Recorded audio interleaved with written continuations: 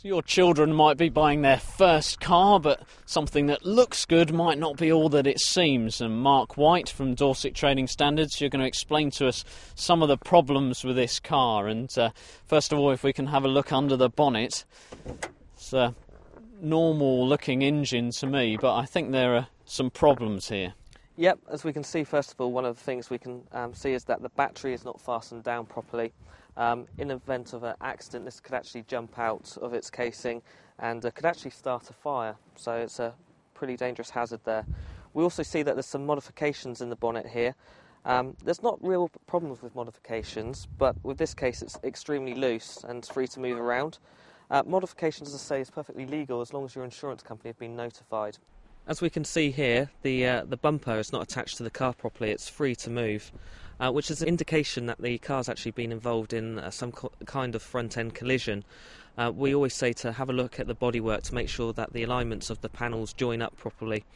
In this particular case, we can also see that the car here is blue, but inside the engine bay is actually red, which is a perfect indication that there has been a potential front-end collision with this car. Having a look at the wheel, we can also see that there's damage to the edge of the tyre here. The lining's gone, the tracking's not in proper order here, and it's rubbed the tyre right down. The minimum tyre depth is 1.6 millimetres, and we can see the depth indicators on the tyre have actually worn right down. So there's only roughly about 100 to 150 miles left in this tyre. If it's not changed soon, there's a possibility that the tyre can actually explode while you're going along the road, causing quite a serious car crash.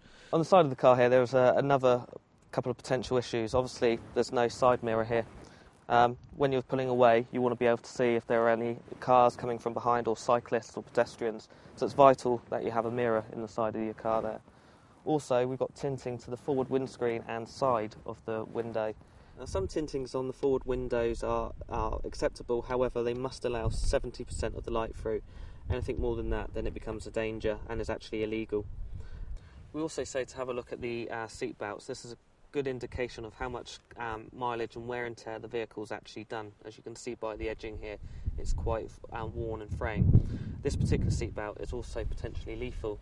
As you can see, there's a hole in the middle of it, which is an MOT failure, and it offers no protection to the driver whatsoever if he was to be in a car crash.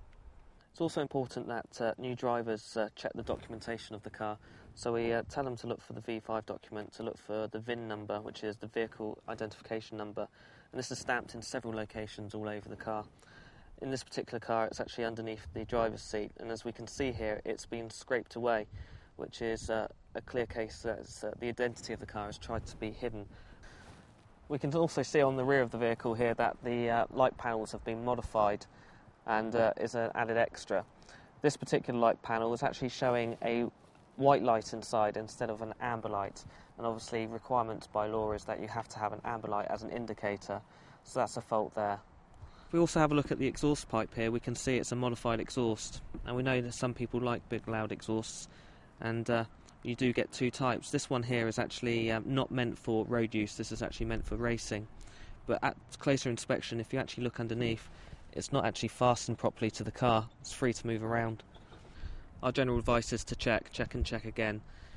If you need to, get the opinion of a third party, someone independent, to come and have a look at the car. If the alarm bells start ringing at any time, our simple advice is just to walk away. There are going to be other cars available for you to have a look at.